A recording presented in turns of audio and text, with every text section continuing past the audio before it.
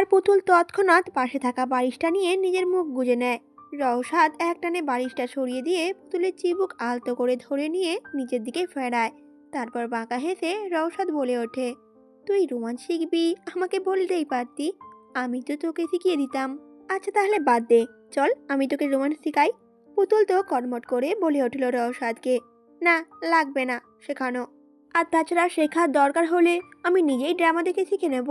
আপনাকে কি আমি একবার বলেছি যে আমাকে শিখিয়ে দেন?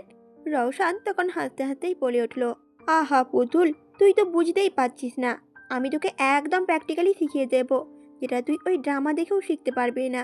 পুতুল এবার ভয়ে ভয়ে আমতা আমতা করে বলে উঠল রওশাদকে, আপনাকে বললাম না আমাকে শেখানোর কোনো দরকার নেই। কিন্তু রওশাদ যে নাছোড়বান্দা, মূলত সে এখানে এসেছেই বউয়ের সাথে একটু ইন্টুমিন্টু করবে বলে। রওশাদ পুতুলের কোনো কথা না শুনেই পুতুলের কাছে এগিয়ে এসে পুতুলকে আদর করতে শুরু করে। পুতুল এবার রওশাদের থেকে বাঁচতেই মিথ্যা জ্ঞান হারানোর নাটক করে। পুতুলের এরকম জ্ঞান হারানো দেখে রওশাদ কিছুটা অবাক হয়ে পুতুলের মুখ ধরে ঝাঁকিয়ে জিজ্ঞেস করতে থাকে, এই এই কি হয়েছে পুতুল, কি হলো, জ্ঞান হারিয়ে ফেললি নাকি? রওশাদ তো তেমন কিছুই করলো না, তার আগেই পুতুল জ্ঞান হারালো কিভাবে যেন। এদিকে পুতুল রওশাদকে চিন্তিত হতে দেখে অনেক কষ্টে নিজের হাসিটা আটকে চেপে আছে। তবে হাসি আটকাতে গিয়ে পুতুলের চোখের পাতা হালকা নড়ে ওঠে, যা রওশাদের নজর এড়ায় না। রওশাদ এবার ভালো করেই বুঝতে পারে যে পুতুল নাটক করছে।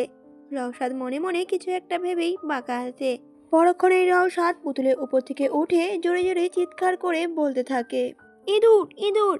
কথাটা শোনা মাত্রই পুতুল তো ভয়ে লাফ মেরে উঠে যায়। ভয়ে পুতুল এক পা করে রওশাদের কোলে উঠে যায় লাফাতেই লাফাতে। রওশাদ তখন হা হা করে হেসে ওঠে আর পুতুলের কোমরটা শক্ত করে জড়িয়ে ধরে। তা দেখে পুতুল এবার রাগে গজগজ করে বলে উঠল, পুতুল ছাড়ুন ছাড়ুন বলছি, একটা শয়তান লোক। রওশাদ তখনই হাসতে হাসতে বলে উঠল, ছাড়বো না, আজ একটু বাসর পাচ্ছে জানে মান, তাই চল বাসরটা সেরে ফেলি। বলেই রওশাদ পুতুলকে বেড়ে শুয়ে দিয়ে নিজেও পুতুলের উপর উঠে পড়ে। পুতুল নিজেকে ছাড়ানোর আপ্রাণ চেষ্টা করে বলে উঠল, কাছে আসবে না বলে দিচ্ছি, একদম ভালো হবে না কিন্তু। ওহ ছাড়ুন বলছি। রওশাদ এদিকে বলে উঠল, না, কাছে না আসলে ভালো কি করে বাঁচব বল। পুতুল তখন একটা ভেঙচি কেটে বলে উঠল রওশাদকে, তা আমি জানি না, কিন্তু আপনি যদি কাছে আসেন তাহলে কিন্তু খবর আছে আপনার। রওশাদ একটা ডেবিল হাসি দিয়েই বলে উঠল পুতুলকে, খবর কালকে দেখে নেব, আজ দেখার সময় নেই, চল আজও একটু শরীরচর্চা করে নেই। রওশাদের কথা শুনে পুতুল প্রতিউত্তর করলো, আপনার কি প্রত্যেকটা দিনই আপনার শরীরচর্চা না করলে কি হয় না?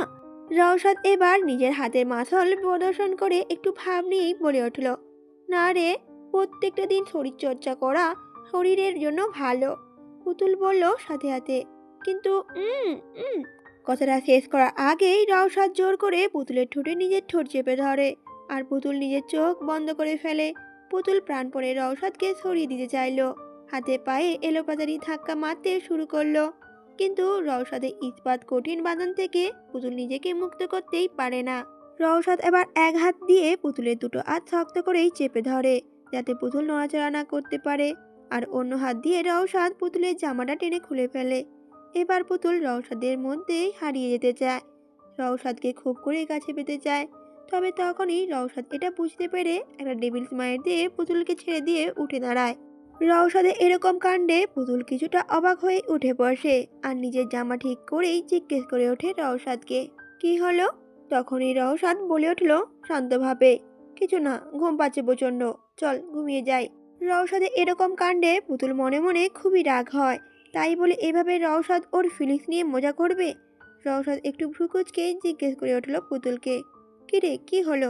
রওশাদের এরকম কথায় পুতুল দাঁতে দাঁত চেপে বলে উঠল, না কিচ্ছু হয়নি মহাশয়, আপনি গিয়ে ঘুমিয়ে পড়ুন আর আমাকেও ঘুমাতে দিন। বলেই পুতুল রেগে মেগে কম্বল মুড়ি দিয়ে শুয়ে পড়ে।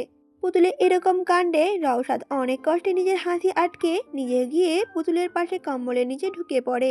তারপর পুতুলকে জড়িয়ে ধরে, পুতুল তো রেগে আছে, রওশাদকে ছাড়িয়ে দেওয়ার চেষ্টা করে বারবার, কিন্তু রওশাদ এর শক্ত বাঁধন থেকে পুতুল কিছুতেই মুক্ত হতে পারে না।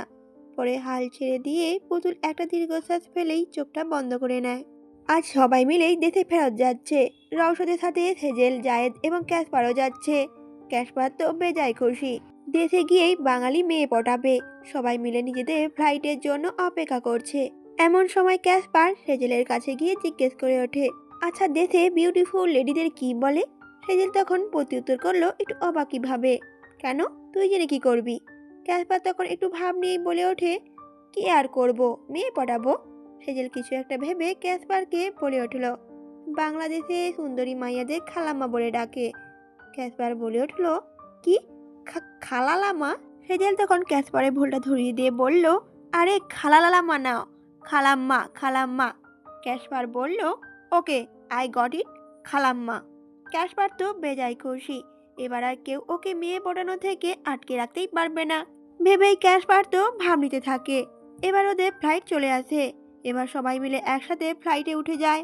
ভোরে আলোয় বিমানবন্দরে যেন নরম কুয়াশার চাদরে মোড়া, চারপাশে হালকা ঠান্ডা হাওয়া আর সারি সারি ঝলমলে আলো। দূরে এক একটার পর এক একটা বিমান উড়ে আকাশের দিকে উড়ে যাচ্ছে। স্পিকারে ঘন ঘন ভেসে আসছে যাত্রী ডাকার ঘোষণা, আর সূর্যের এই প্রথম রশ্মি ছুঁয়ে যাচ্ছে ঝকঝকে বিমান পাখা। রওশাদের ফ্লাইট তখনও রানওয়ে ল্যান্ড করেছে। ফ্লাইট থেকে একে একে সকলে নেমে আসে, আর কৌতূহল মুখ রয়েছে বিমানবন্দরে।